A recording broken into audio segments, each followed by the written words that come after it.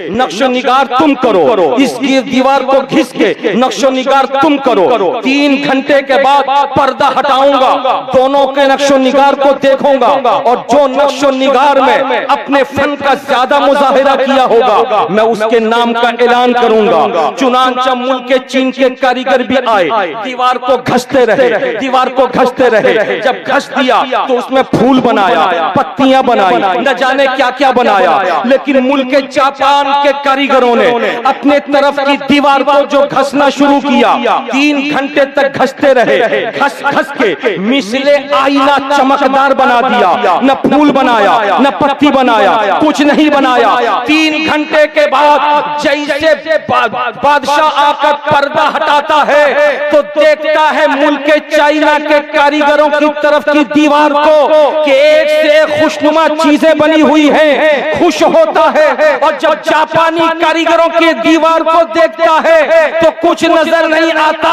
مثل آئینہ چمکدار ہے، اس دیوار میں جو ہے وہ سب کچھ سایہ بن کر کے یہاں نظر آ رہا ہے۔ وہاں پتیاں بنائی گئی، اس دیوار پہ پتیاں نظر آ رہی ہیں، وہاں پھول بنائے گئے، اس دیوار پہ پھول نظر آ رہے ہیں۔ بات سمجھ میں نہیں آئی تو کہنے لگے حضور ایک طرف نقش و نگاری ہوتی رہی، دوسری طرف رگڑ گھس کا کام ہوتا رہا، مثل آئینہ شفاف اور ستھرا بنا کر جب ہم لوگوں نے دیوار کو چمکا دیا تو دوسرے دیوار کی تصویر اس میں آ گئی، تو بادشاہ نے اعلان کیا کہ انعام کے حقدار تم بھی ہو، انعام کے حقدار تم بھی ہو۔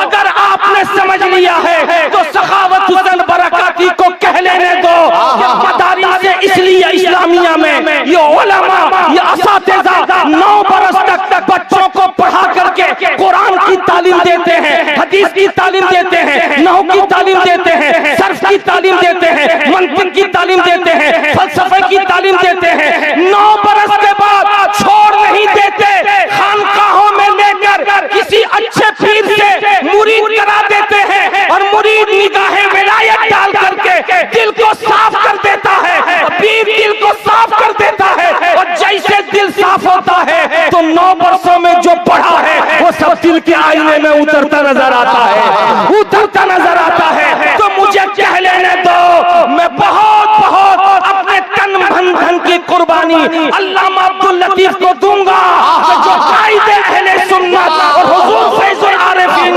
جیسے شہزادے گھر میں پیدا ہوئے، تو ایک نے خانقاہ سنبھالا، دوسرے نے مدرسے کو سنبھالا، انہوں نے مدرسے میں بچوں کو پڑھا کر مدرسے بنوا کر 9 برس تک عالم بنانے کا کام کیا، اور فیض العارفین نے نگاہ ولایت ڈال کر کے روشنی عطا کر۔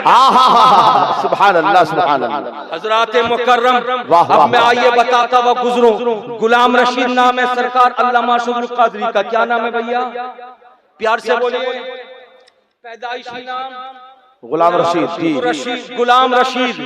اور جب غلام رشید ہے تو علامہ ارشد القادری کیسے ہو گئے؟ آج دنیا نہیں جانتی کہ ان کا نام غلام رشید ہے، علامہ ارشد القادری کیسے ہو گئے؟ ابھی آپ نے تقریر میں سنا، اللہ تبارک و تعالیٰ نے بے پناہ علوم و فنون عطا فرمایا تھا علامہ کو، ہر میدان کے شہسوار علامہ نظر آ رہے تھے۔ خود لکھتے ہیں الجامعۃ الاشرفیہ میں جب پڑھنے کے لیے گیا، حضور سربراہ اعلیٰ تشریف رکھتے ہیں، ان کا بھی احسان پوری دنیا سنیت پر ہے، حضرت کے ابا جان کا بھی احسان پوری دنیا سنیت پر ہے۔ دنیا سنیت کے کسی بھی مدرسے کا فارغ حضور حافظ ملت کے احسان سے انکار نہیں کر سکتا۔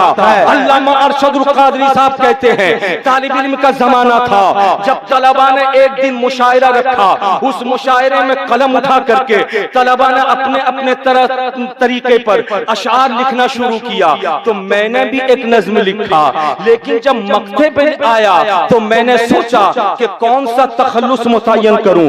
رشید لکھنا چاہا تو میں نے دیکھا وزن برقرار نہیں رہ رہا ہے، میں نے غلام رشید رکھنا چاہا، دیکھا وزن برقرار نہیں رہ رہا ہے، تو میں نے تبا ازمائی کے لیے ارشد لکھ دیا، اور جیسے ارشد لکھا تو دیکھا وزن برقرار نظر آ رہا ہے۔ جھوم کے بولو سبحان اللہ۔ حضرات یہ ہے ارشد، رشید سے ارشد کیا مطلب؟ یعنی خانقاہ رشید کی طرف، رشیدیہ کی طرف جب منسوب کر دیا ابا نے تو غلام رشید نہ صحیح تخلص ارشد رکھا، اور حضور صدر الشریعہ بدر الطریقہ مصنف بحر شریعت محدث کبیر کے والد بزرگوار علامہ امجد علی علیہ رحمت رضوان سے جب آپ نے شرف بیعت حاصل کیا تو حضور غوث اعظم کی غلامی میں صدر الشریعہ نے دے دیا، تو ادھر انہوں نے لکھا تھا ارشد، ادھر انہوں نے سرکار صدر الشریعہ نے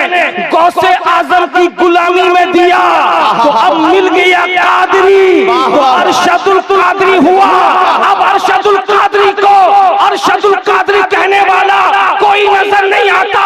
میدان خطابت کے شہ سوار نظر آئے، میدان مناظرہ کے شہ سوار نظر آئے، میدان علم و فن کے شہ سوار نظر آئے۔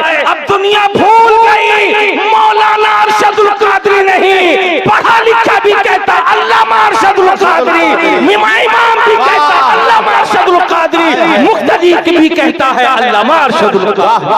سبحان اللہ سبحان اللہ۔ حضرات مکرم، یہ علامہ ارشد القادری ہے جن کی زندگی کا تھوڑا سا حصہ آپ نے سنا۔ ذرا سا آئیے میں آپ کو دو منٹ بتا دوں آپ کو۔ حضرات یہ حضرت علامہ ارشد القادری علیہ رحمت رضوان، یہ خانقاہ رشیدیہ کے بزرگ سرکار مصطفیٰ رشید علیہ رحمت رضوان کی طرف منسوب کیے گئے۔ اور حضور مصطفیٰ رشید یہ کون ہیں جنہوں نے مناظر رشیدیہ لکھا؟ مناظر رشیدیہ مدارس اسلامیہ میں پڑھائی جاتی ہے، اور مناظر رشیدیہ ایک ایسی عظیم کتاب ہے جو اس فن کو پڑھ لیتا ہے وہ مناظرے میں کہیں کھیل نہیں ہوتا، ہر جگہ کامیاب و کامرا نظر آتا ہے۔ میں نے سنا تھا کہ بہت سارے بزرگان دین تھے جنہوں نے اپنے بیٹوں کے لیے کتابیں لکھی تھی، جنہوں نے اپنے پوتوں کے لیے کتابیں لکھی تھی، لیکن جن کی طرف منسوب کیا جا رہا ہے سرکار علامہ ارشد القادری کو، وہ مصطفیٰ رشید ہیں، ان کی تحریر کردہ مناظر رشیدیہ ہے۔ علامہ قائد اہل سنت نے مناظرہ رشیدیہ کو جب پڑھ لیا تو زندگی میں باطل فرقوں سے جس میدان میں بھی مناظرہ کیا، یہ فیضان مناظر رشیدیہ تھا کہ ہر میدان میں فتح و نصرت کا جھنڈا گاڑتے نظر آئے۔